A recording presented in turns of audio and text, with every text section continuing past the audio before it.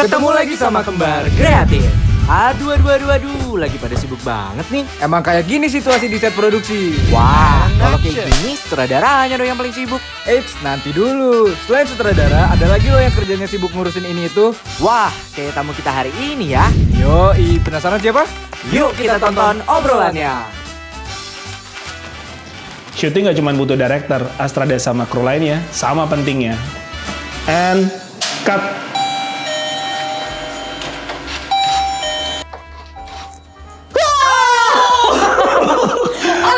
Baik, Ri. Masuk. Di rumah nih? Iya, silakan Ya, masuk. udah lama Terima banget kasih. kita nggak pernah ketemuan ya, Iya, Kak. udah kayak hampir 10 tahunan lebih ya. Nah, untuk merayakan kita biar ketemuan kali ini, gue harus foto lo. Oke. Bentar ya. Lo foto gue sendiri? Ya iya, masa iya dong. Ini buat gue foto buat di kandang kucing gue. 1, 2. Yes. Lo lagi gak sibuk? Enggak. Lagi pandemi. Oh iya. Lo sekarang lagi sibuk apaan sih?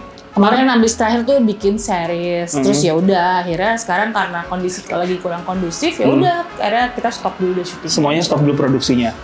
Duduk sini yuk. Yuk, duduk sini yang Iya. ada sandarannya maklum nih, mak bunting coy.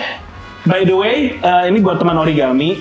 Yes. Riri Pohan ini akan gue panggil sebagai Bangor karena gue udah kenal lama sama dia. Jadi gue akan manggil lo Bangor, oke? It's okay, lo manggil gue apa juga bebas. Itu silakan diminum dulu, pasti Makasih, Uta. haus. Terima kasih. Boleh deh minum dulu deh. Ngor, makasih ya udah datang jauh-jauh ke Bintaro, lagi hamil pula. Nah ini Hai. gue bikin talk show nih ceritanya namanya Origami, obrolan ringan gak pakai mikir. Jadi gue jawabnya juga nggak usah mikir ya? Ya enggak, dia mikir dikit aja, itu cuma kata kiasan anak jaksel. Tapi sambil ngobrol, kita sambil motong-motong origami atau seni melipat-lipat gitulah ya. Sip. Lo mau yang motifnya kayak gimana? Terserah. Leopard kali lucu, biar gue kayak agak macan. Biar ini ya, roll gitu ya. Wow. Mungkin kan banyak orang yang nggak tahu ya. Misalnya Ya. kayak teman origami gitu misalkan, bingung. Pasti taunya cuman kalau lihat film tuh, sutradaranya siapa? Biasanya selalu kayak gitu. Pemainnya siapa? Ya. Biasanya kayak gitu. Ya. Jarang ada orang yang akan menyentuh Astrada. Ya. Astrada itu siapa? Atau kerjaan Astrada itu apa? Boleh nggak sih lo jelasin ke teman origami, kerjaan Astrada itu sebenarnya ngapain aja?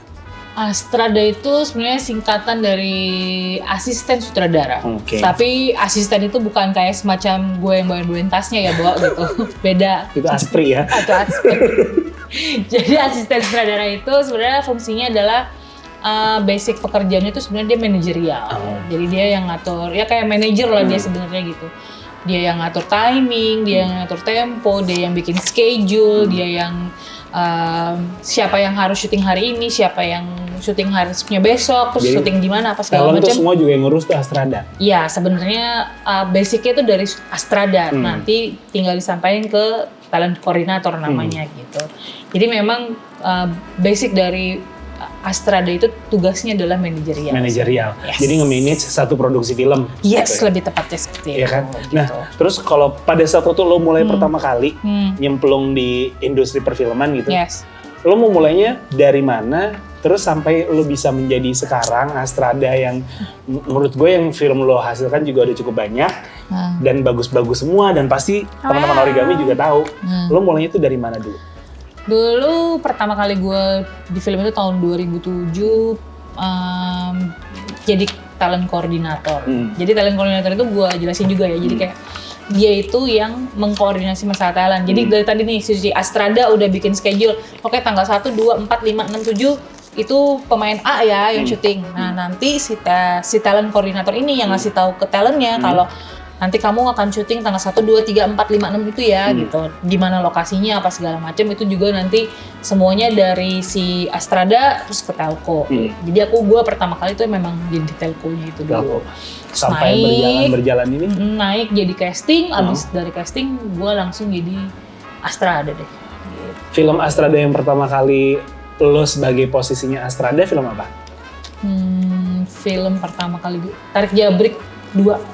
Tuh kan, pasti pada nonton origami. Siapa yang nggak mungkin nonton Tarik Jabrik? Maksud gue film-film yang lo bikin tuh hits juga gitu semuanya. Lumayan. Gue boleh ini nggak lihat fotonya yang tadi? Karena diriku sedikit narsis. Boleh. Siap.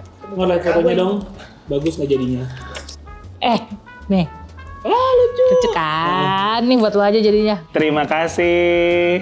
Ngor, gue mau nanya lagi ya. Boleh dong. Apa untuk jadi Astrada itu tuh perlu ada sekolahnya atau emang lo pada saat terjun di industri itu belajar aja dari sekeliling?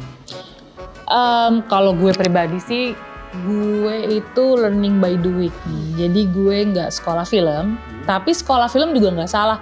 Justru mungkin juga sebenarnya lebih baik ya kalau misalnya lo sekolah film karena lebih diajarin lah sebenarnya gitu. Cuman kalau emang secara kemampuan, secara textbooknya kelihatan. yes betul. Cuman kalau secara kemampuan, secara apanya nggak kemauannya udah keras banget nih gitu.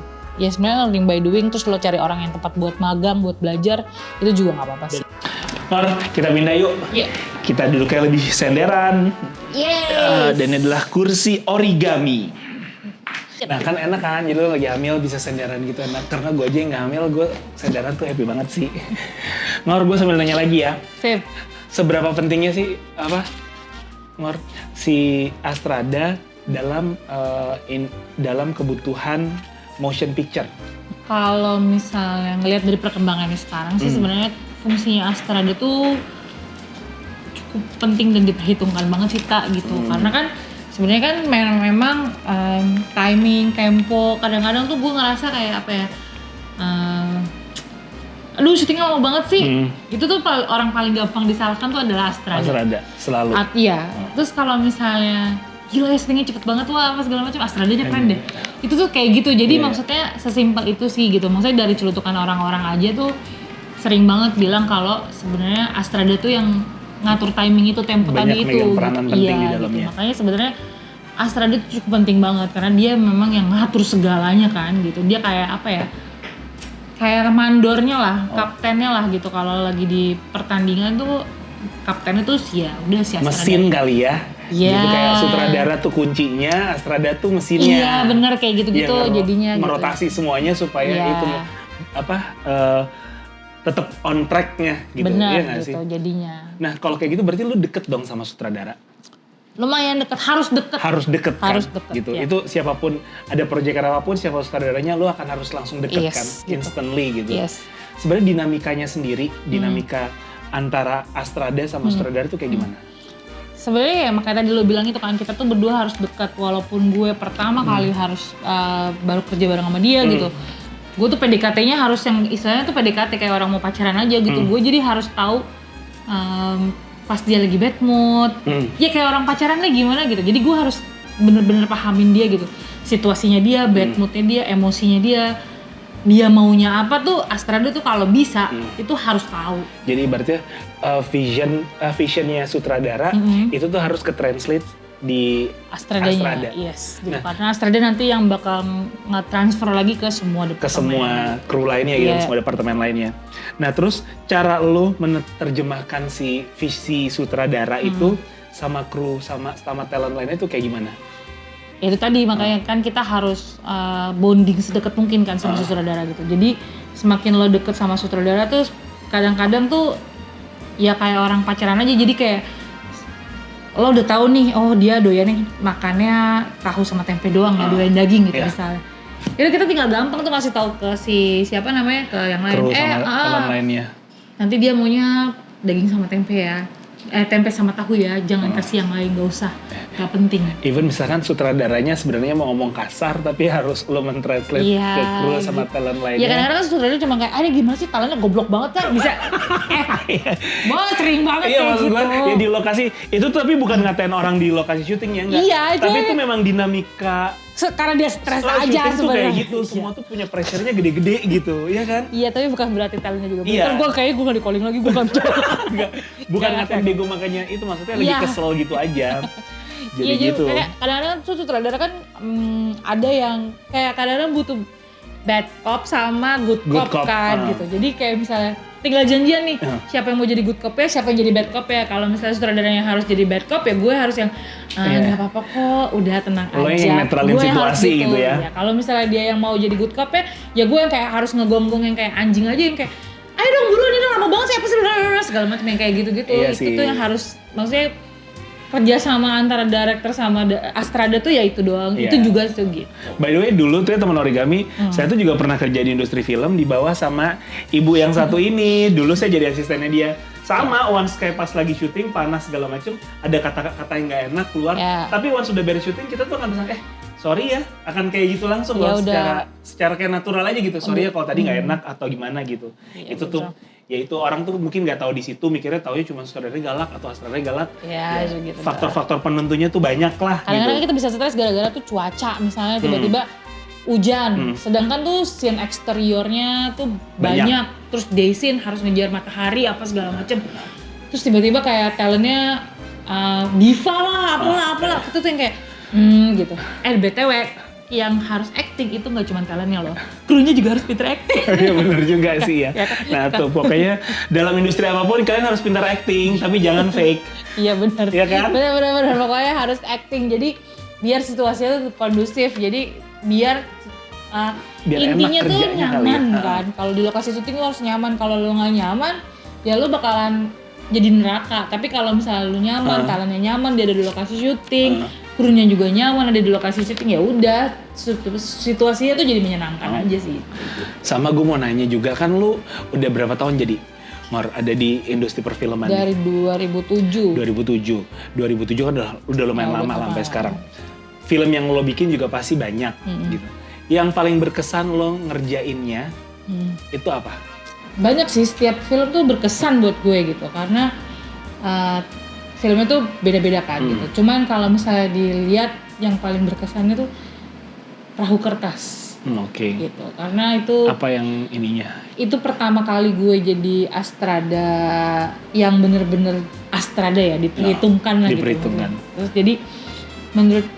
jadi itu Mas Hanung dulu tuh direkturnya Mas Hanung kan si Perahu Kertas itu. Dan nggak mungkin nggak ada yang nggak nonton Perahu Kertas balik lagi.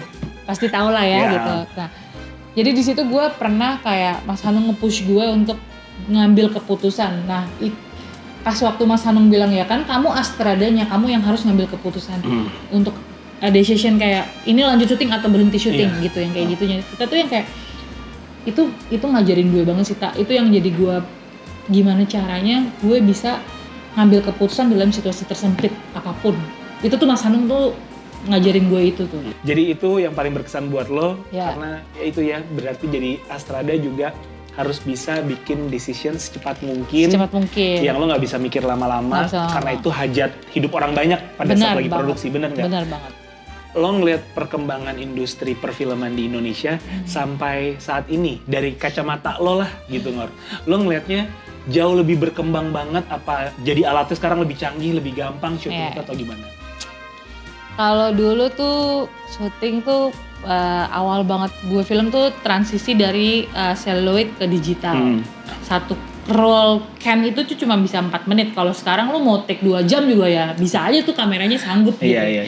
Semua tuh jauh lebih berkembang gitu. Semuanya jauh lebih baik, semuanya jadi lebih ya karena dipermudah itu ya. Jadi semuanya sekarang industrinya juga jauh lebih berkembang. Produksi film jauh lebih banyak gitu, penonton juga lebih banyak yang menikmati nonton film Indonesia ya. Gitu, lebih banyak yang menikmati gitu. Menurut lo sendiri, peran Astrada saat ini di Indonesia, di dalam industri perfilman Indonesia, udah dapet kredit yang cukup nggak sih? Udah sih sebenarnya. Udah. Sebenarnya ya dari segi kredit tuh macam-macam ya gitu. Dari segi penghargaan produser ke kru Astrada itu sekarang udah cukup dianggap gitu. Jadi maksudnya kayak kita dapat itu. Dari segi angka itu juga kita udah cukup dapat angka yang layak gitu. Jadi maksudnya Astrada di Indonesia tuh bisa lah buat dijadikan profesi, itu bisa banget sebenarnya di Indonesia. Jadi buat kalian yang mau jadi Astrada dan menjadikan itu profesi, jangan ragu-ragu ya. Jangan ragu-ragu. Bisa kok lu hidup dari gaji lu sebagai Astrada tuh lu bisa hidup gitu. Dan nggak bisa tiba-tiba tapi Anda ketok pintu ke PH terus minta saya mau jadi Astrada. Siapa Anda? Belajar dulu sih. Karena balik lagi industri perfilman industri yang teknikal ya. Orang harus tahu lo bisa apa enggak, bukan by textbook tapi by prakteknya langsung kan. Iya gitu. Sih. Ngor pilih kartu ya. Yes. Mau yang mana? Semoga nggak sulit ya pertanyaannya. Biasanya sih nggak kok. Siap. Apa persoalan terburuk yang ada di sekitar kita saat ini? Pandemi. Pandemi. Ya, karena kan pandemi apa ya, dia kan ngehambat semua elemen yang ada di dunia ini, apapun itu ya, mau ekonomi, apa segala macam. Jadi menurut gua Itu aja udah. Itu beres, kayaknya hilang, hidup akan lebih kerasa lebih happy. Jadi pandemi go away cepet-cepet ya. ya semoga segera berlalu lah, biar gampang. Sama Ngor ada kayak gue juga selalu tanyain ke narasumber kita, lo ada quotes nggak sih dalam hidup lo yang lo selalu aplikasiin itu? Sebenarnya ini bukan quotes ya, cuman ini tuh selalu bergema dari gue SMA. Usaha berbanding lurus dengan hasil. Usaha berbanding lurus dengan hasil. Jadi gue percaya apapun usaha lo, kalau itu setekad sekuat apapun, itu pasti hasilnya tuh berbanding lurus. Jadi Akan kelihatan. yes gitu. Jadi maksud gue pasti sekeras lo usaha lo bagus, usaha lo keras, apa segala macam, hasilnya juga pasti bagus gitu. Kalau lo usahanya cuma setengah-setengah, ya udah hasilnya juga bakal setengah-setengah. Jadi gue percaya banget sih kalimat itu. Jadi lo percaya itu aja ya.